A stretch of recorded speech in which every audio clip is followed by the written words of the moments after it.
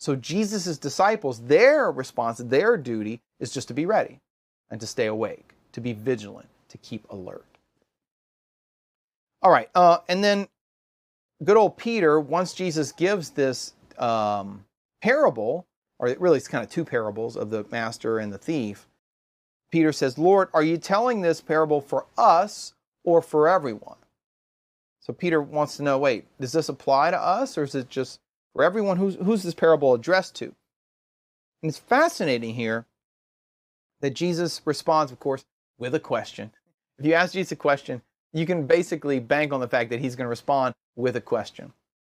And if you know anyone who does this, it can be a little annoying, right? You know, if you ask a question and they respond with a question, ask a question. Professors like to do this kind of thing.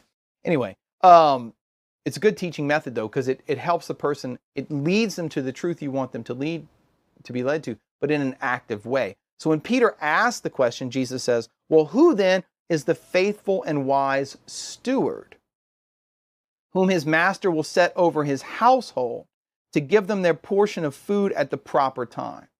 Now pause there.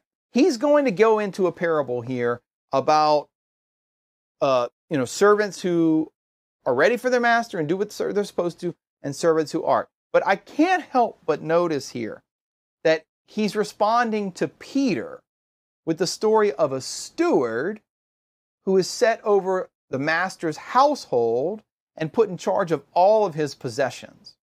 The reason I bring that up is in the Gospel of Matthew, chapter 16, when Jesus gives Peter the keys of the kingdom and says, whatever you bind is bound in heaven, and whatever you loose is loosed in heaven, it's an allusion to Isaiah 22, where Eliakim is made the chief steward over the house of King David. In the Old Testament, there was this figure called the Al-Bayit, literally the over the house. Sometimes he's called a prime minister, but chief steward would be a better translation. So the chief steward in the Old Testament was second only to the king, and he had the authority of the king to bind and loose, and he held the keys of the kingdom, right? That's how you knew who the chief steward was. Well, it's fascinating that Peter in Matthew 16 is being described as the chief steward of the kingdom of God. Jesus gives him the keys of the kingdom. In Luke, it's interesting here in chapter 12, when Peter says, hey, are you telling this parable for us? Jesus says, well, who is the faithful steward whom the master sets over his household? It's the exact same expression there.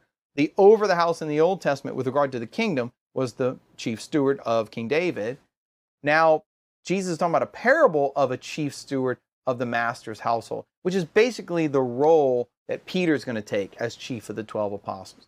He's second in rank only to Jesus himself. All right, that's just a little side note, but it's kind of interesting